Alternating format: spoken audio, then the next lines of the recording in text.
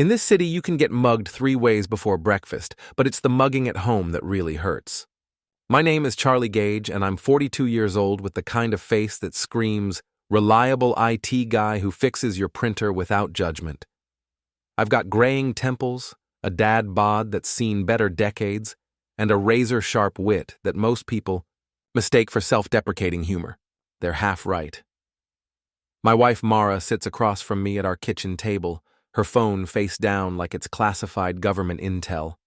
She's 39, blonde in that expensive way that requires monthly maintenance, and works in real estate with the kind of aggressive charm that closes deals and opens legs. Not that I'm bitter. "Charlie, we need to talk about your attitude lately," she says, not looking up from her coffee. Even her morning routine feels rehearsed. My attitude? That's rich coming from someone who treats our marriage like a part-time hobby. I sip my coffee, black and bitter, just like my mood these days.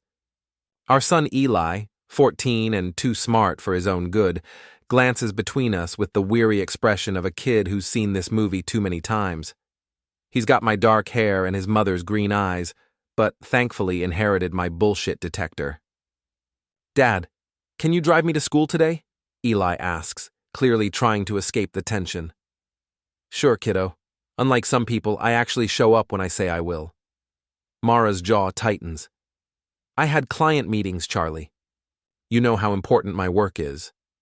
"Right. Client meetings. At 10 p.m. on weekends. Very dedicated of you. The thing about being married to someone for 15 years is you develop a sixth sense for their lies."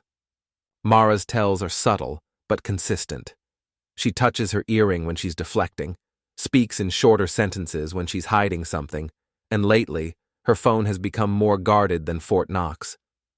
After dropping Eli at school, I head to my office at TechFlow Solutions, a mid-sized IT company where I've worked for 8 years. My cubicle neighbor Rick Martinez greets me with his usual sarcasm. "You look like someone pissed in your cornflakes and called it breakfast," Rick says, spinning in his chair. He's my age but looks younger, probably because he's happily divorced and sleeping 8 hours a night. "Marriage is a beautiful thing, Rick. Like watching a slow-motion car crash in high definition." Mara still playing hide the salami with mystery clients? I pull up my computer and pretend to check emails. If I wanted relationship advice, I'd ask Dr. Phil. At least he gets paid to listen to people's problems. But Rick's not wrong. Last week I found a gym membership keycard in Mara's purse while looking for aspirin. The initials TV were engraved on it, and unless my wife had suddenly developed an interest in television repair, someone else was getting her heart rate up. That evening, Mara announces she's going out with her friends. Her crew consists of 3 women who treat me like furniture that occasionally makes noise. Bianca, a gossip-addicted housewife who thinks subtlety is a foreign language. Lana, an enabler who nods along to everything while secretly plotting. And Sam, Mara's ride-or-die who laughs too loud at jokes that aren't funny. "Don't wait up," Mara says, grabbing her purse. "We might be out late." Define late. Are we talking midnight or explaining to the neighbors why you're climbing through windows at dawn? She doesn't answer, just clicks out the door in heels that cost more than my monthly car payment.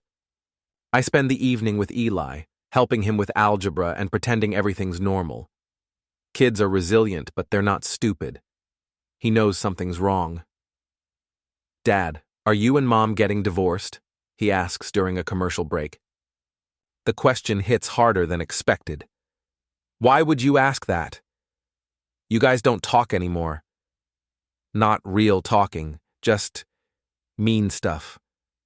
I ruffle his hair, buying time to think of an answer that's honest but not devastating. Sometimes adults go through rough patches, kiddo.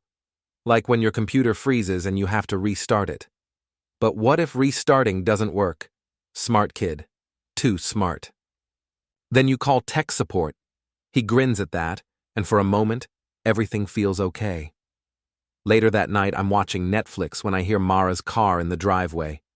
It's past midnight, and she's trying to be quiet, which immediately makes me suspicious. I pretend to be asleep when she slips into bed, reeking of expensive cologne that definitely isn't mine. The next morning, she's unusually cheerful, humming while making coffee like she's auditioning for a breakfast cereal commercial.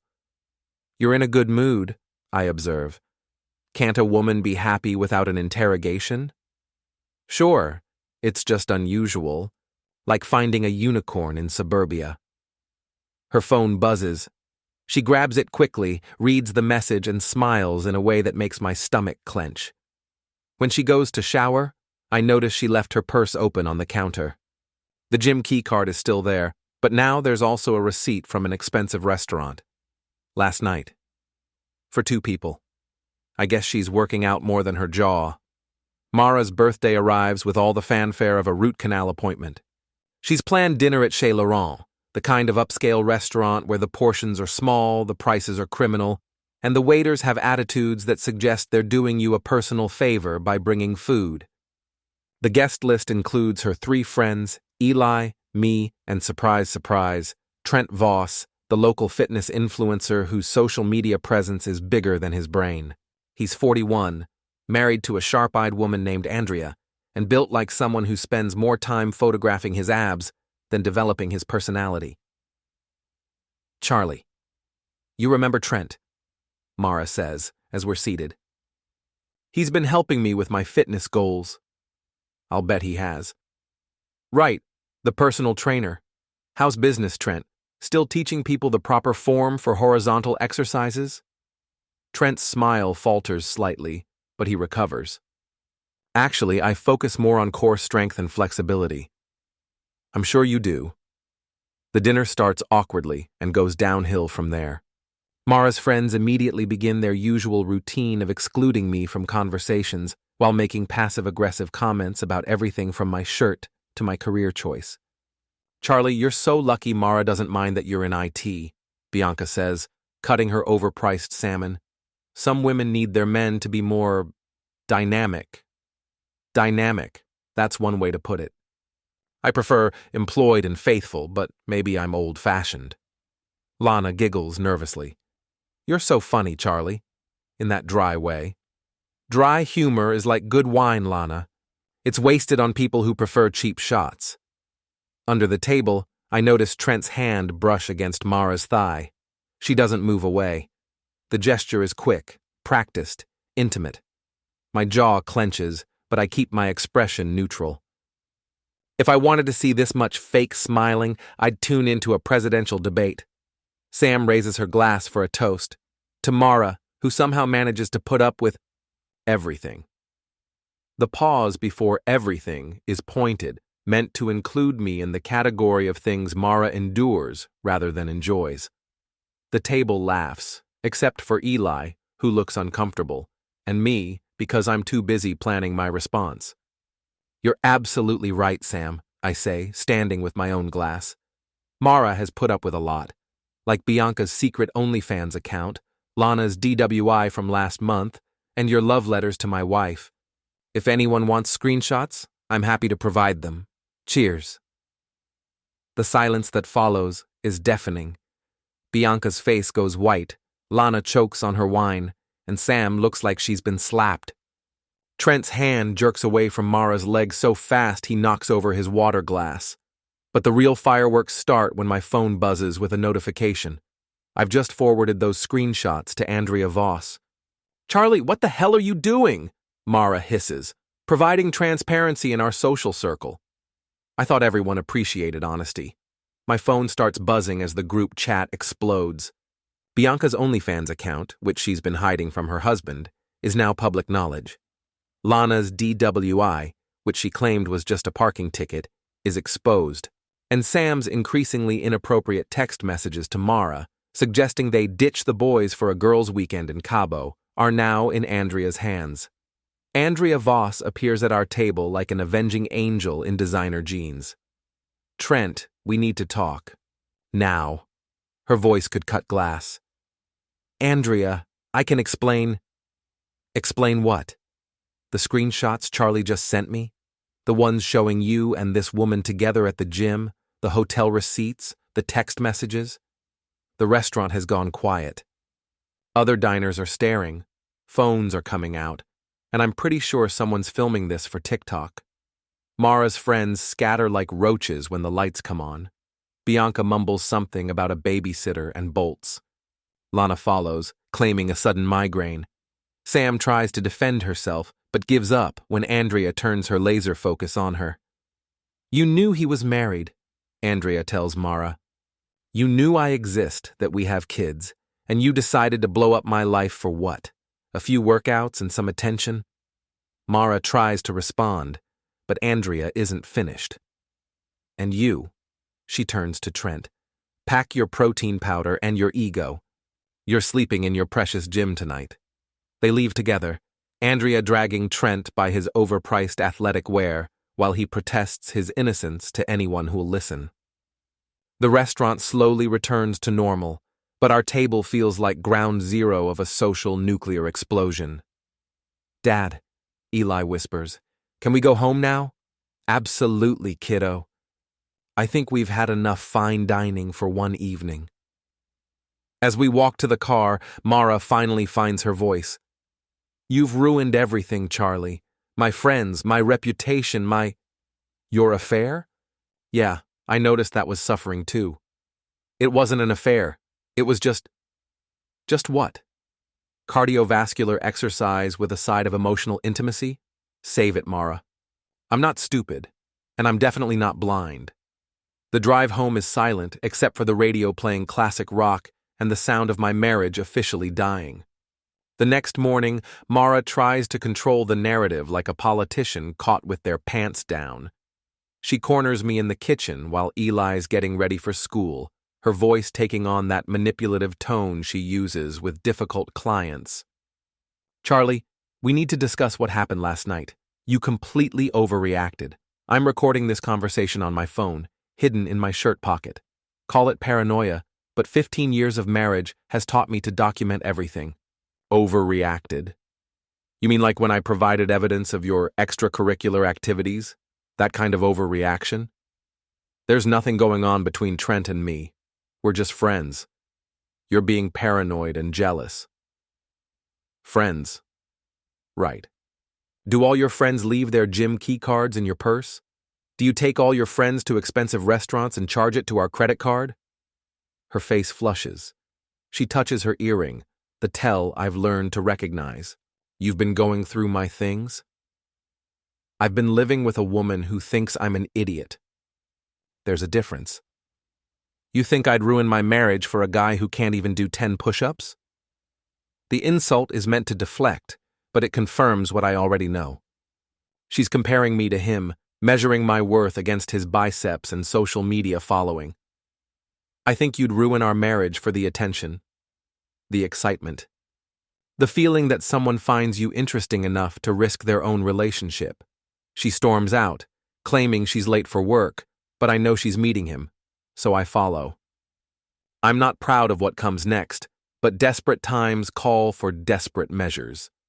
I take the afternoon off, telling Rick I have a dentist appointment, and shadow my own wife through our city like a discount private investigator. Mara drives to the Platinum Fitness Center, Trent's domain, but instead of going inside, she parks behind the building where the dumpsters create a privacy screen. 10 minutes later, Trent's Tesla pulls up next to her. I park across the street with a clear view and start recording on my phone. What I capture isn't explicit, but it's damning. Intimate conversation, hand-holding, a kiss that lasts longer than any friendship requires. My phone buzzes with a text from Sam. "Charlie, you need to let Mara have some fun. All men do it. You're being controlling. The audacity is breathtaking. These women have turned my marriage into their entertainment, my wife into their project, and me into the villain for refusing to play along.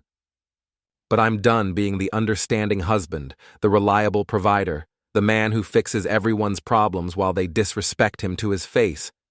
If I can't have peace, I'll have justice. Or at least entertainment."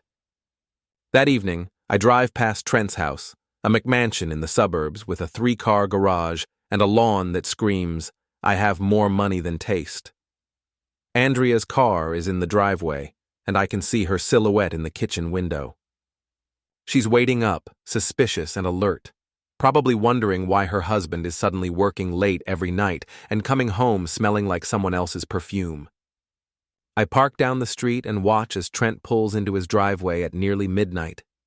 Even from a distance, I can see the argument that erupts when he walks through the front door. Lights come on throughout the house, shadows move behind curtains, and I'm pretty sure I hear raised voices. Andrea isn't stupid. She knows something's wrong, and thanks to my little information dump at the restaurant, she now has the evidence to prove it. As I drive home, a plan begins forming in my mind. It's not enough to expose the affair. These people have humiliated me publicly, treated me like a joke, and tried to gaslight me into accepting their version of reality. They want to play games? Fine. But they're about to learn that the quiet IT guy has been watching, learning, and planning. And I've got a much better sense of humor than they think. Revenge, I've discovered, is like coding. It requires patience, attention to detail, and the ability to think several steps ahead of your target. Lucky for me, I've got 15 years of pent-up frustration and a skill set they've consistently underestimated. Trent's Tesla is his pride and joy, a status symbol he posts about more frequently than most people share photos of their children. He parks it at the gym every morning at 6 a.m. sharp, right in the front spot marked staff only, like he owns the place. Which is why I'm crouched next to it at 5:30 in the morning with a bag of groceries and a plan. I carefully remove the cabin air filter and stuff it with shrimp and spoiled milk, then replace it so everything looks normal. Next, I attach a small GPS tracker under the rear bumper.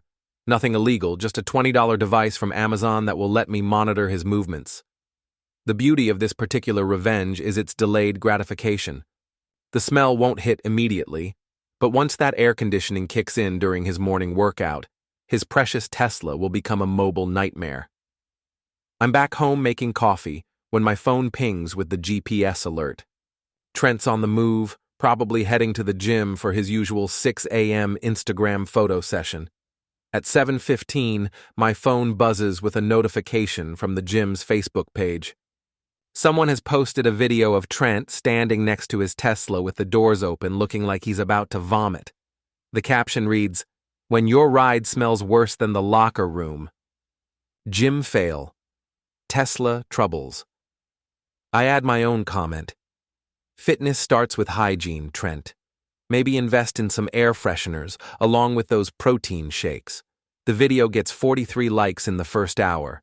But the Tesla incident is just the appetizer. The main course involves Andrea Voss and a very enlightening video I captured yesterday. I create an anonymous email account and send Andrea a carefully edited compilation. Mara and Trent at the restaurant, their parking lot rendezvous, and timestamps showing exactly when these meetings occurred, while Trent was supposedly working late. The response is immediate and spectacular. By noon, Andrea has changed the locks on their house, thrown Trent's belongings onto the front lawn, and posted a public cheater alert on every social media platform known to humanity. Her Instagram story features a photo of Trent's clothes scattered across their manicured lawn with the caption, "Free stuff. One cheating husband's wardrobe." Everything must go. The neighborhood Facebook group picks up the story, and suddenly Trent's personal business becomes everyone's entertainment. Meanwhile, Mara's having her own professional crisis. I place an anonymous call to her real estate office, providing specific dates and times when Mara used company resources for private showings that had nothing to do with actual properties. Her boss, Margaret Chen, is a by-the-book type who treats company policy violations like personal insults. By 2 p.m., Mara calls me, hysterical. "Charlie, I've been suspended pending an investigation. Someone reported that I was using company time for personal business. That's terrible. Who would do such a thing? Don't play dumb with me. I know this was you." Me? I'm just a simple IT guy who fixes printers and minds his own business. Maybe you should consider who else might have noticed your flexible schedule. The beauty of anonymous reporting is plausible deniability. Could have been anyone who noticed Mara's frequent absences, her long lunches, her tendency to disappear during peak business hours. But the real masterpiece is what happens to her social circle. Remember that group chat explosion at the restaurant? Well, it turns out that exposing people's secrets has a domino effect. Bianca's husband discovered her OnlyFans account and immediately filed for divorce. Lana's DWI became public knowledge, causing her to lose her volunteer position at their kids' school.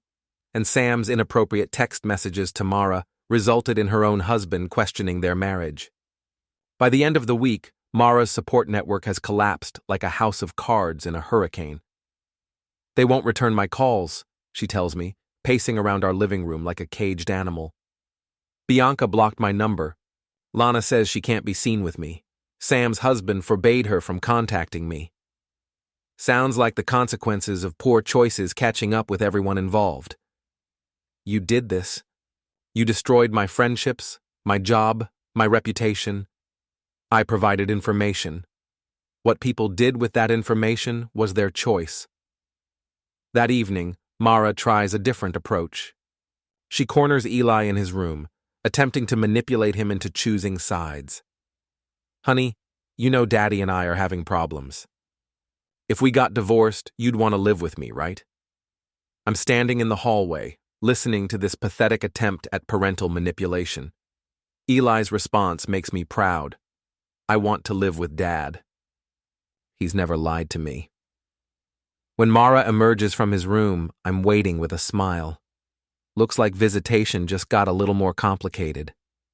Her face crumbles, and for a moment, I almost feel sorry for her. Almost.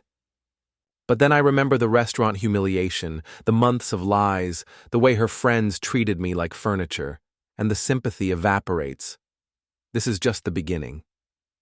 The Platinum Fitness Center's monthly Wellness Expo is Trent's Super Bowl, his chance to showcase his brand and recruit new clients.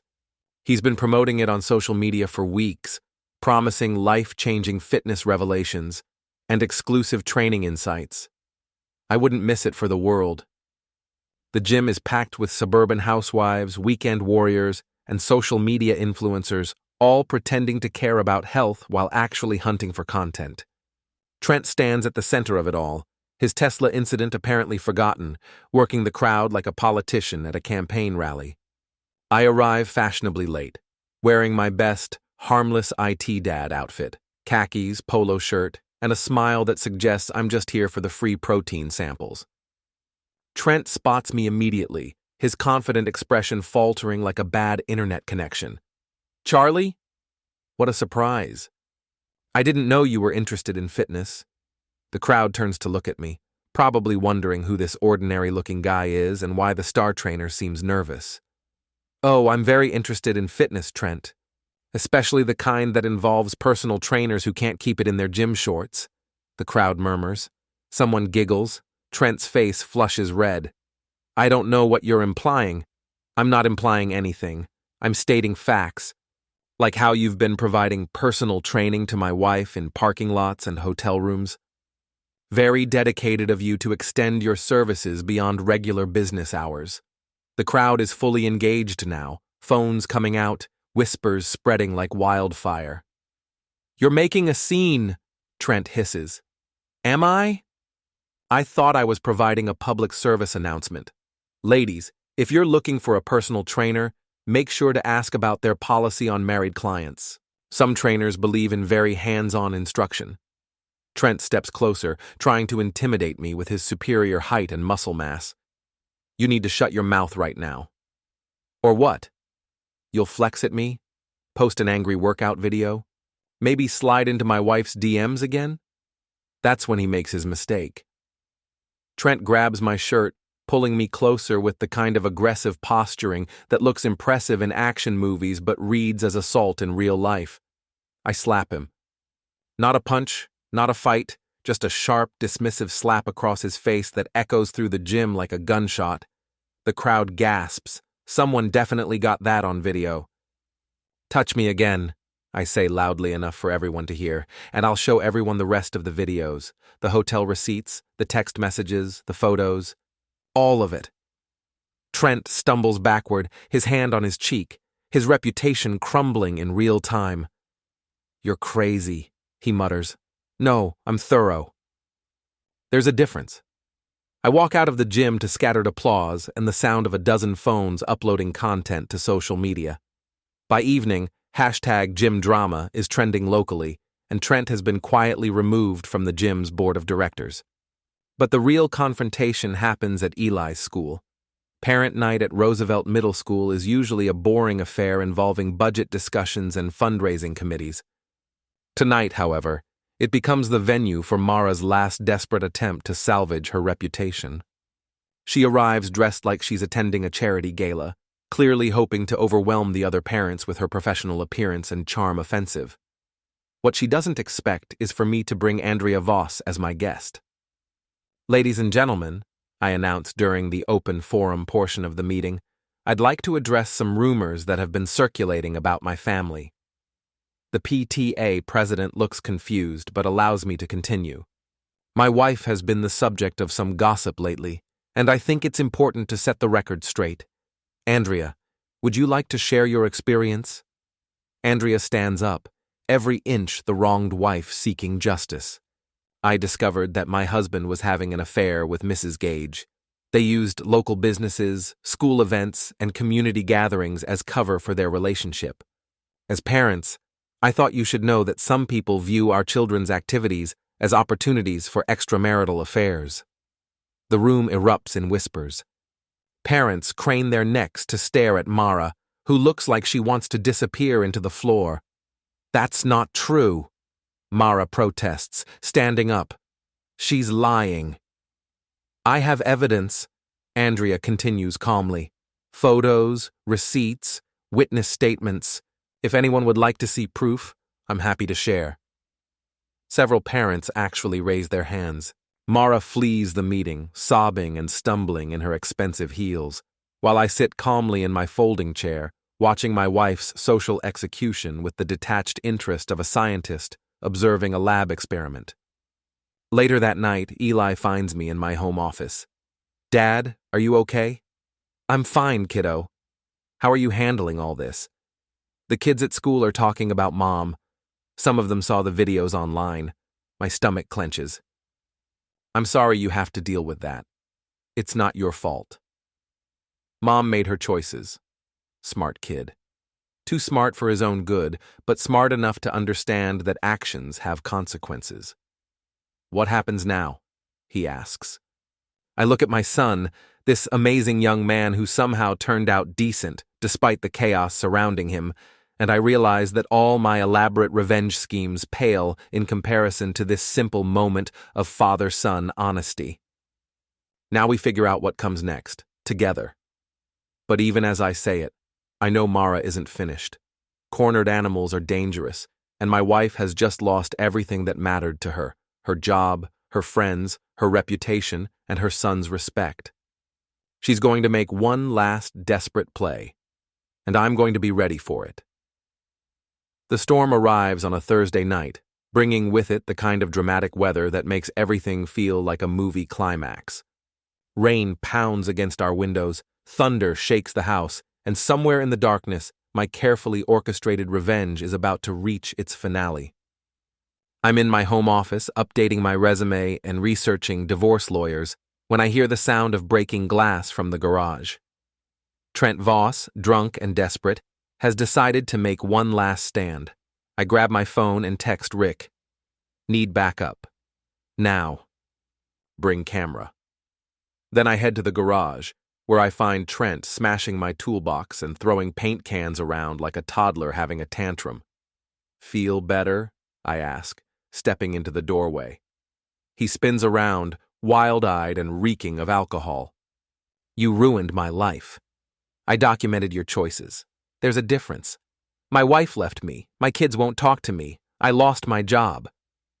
Sounds like the consequences of sleeping with other people's wives. Who could have predicted that? Rick arrives with perfect timing, his phone already recording as Trent continues his destruction. "This is all your fault!" Trent screams, hurling a wrench at the wall. "You couldn't just mind your own business." "My business became your business when you decided to screw my wife. Now you're breaking into my house, destroying my property, and providing excellent content for social media." I hold up my phone, showing him the live stream I've started on the neighborhood app. Say hello to everyone, Trent. You're live. The viewer count is climbing. 50, 75, over 100 neighbors watching in real time as the local fitness influencer has a public meltdown in my garage. You're streaming this? He slurs. Transparency, Trent. I thought you believed in sharing everything online. That's when Mara arrives, rushing into the garage like she's staging an intervention. Trent, stop! This isn't helping anything. Mara! He shouts, reaching for her like she's his salvation. Tell him. Tell him we're in love. The silence that follows is deafening. We're not in love, she says quietly. We never were. And there it is, the truth that destroys him more completely than any revenge I could have planned. What? Trent stumbles backward. It was just sex. Excitement, a break from routine. I never said I loved you. The livestream viewer count hits 200. The comments are flying. OMG, is this really happening?